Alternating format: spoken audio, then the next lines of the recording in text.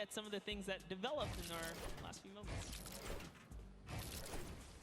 Thank you so much, guys. Yes, the Junkyard Juke is developing nicely. Everybody's starting to figure out what all the different tools and props they have available to them.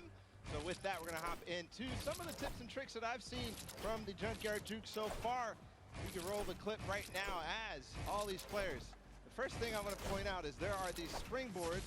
Unfortunately, Danyan gets picked out of the sky there. Not too happy about that, but moving on to Tomoya using the statue. This is one of the interesting scores I saw with the statue, those higher point objects being useful. Scissors here with the springboard, the recovery, and just barely doesn't get into the incinerator at the last second.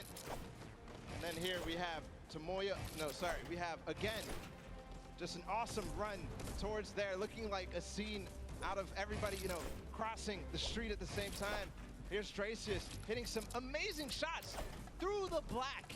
And then he just continues shooting, just hoping that he can get a shot. This is the other team, the Cuddle Crew, doing the same thing, but then also synchronizing, making sure they have coverage on all angles. Finally, Tomoya made some amazing calls. We'll listen to them in a second, but this is what he did. Always timing it perfectly so that he can get in and make sure that his teammates also go at the same time and make it into that incinerator. So we're gonna head and listen to what those communications were like from Tomoya and team. In this one, they made sure the countdown was perfect. 1, 2, 3, 4, 10. I got 10. I got 10. We are both. We are both. Go. 2, 3, 4, 5. Stop. Oh, they kill me. If they don't kill me, I score 10. Don't 1, 5. 2, Okay, 3, I got 5. I 4. got 5. I got 10. No, he killed me. Oh. We are strong team. Yeah, I scored 0 in the second round. That's the problem. I scored 0 in the first one, so Like, we are all close points. There you go, the Funky Fighters, you know they won the first Silver Llama. We're gonna see if they can win the next one. We got one more match here on Junkyard Juke to go, and we'll see who will come out on top with the Silver Llama from this. Guys, back to you.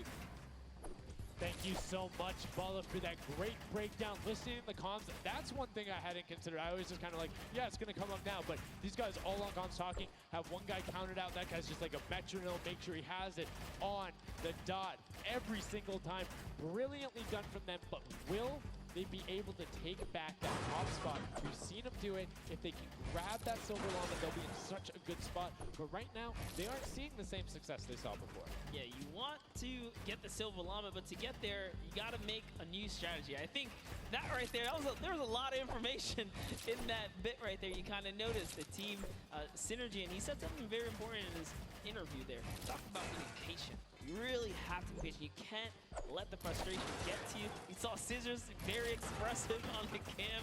Just, it's hard to get the pointer. That's what I talked about before this whole thing started. I said, trust me, this is a lot harder than you guys think. You might just, you know, oh yeah, I'll turn it to something and run it through. Nah, man, you're gonna get shut down.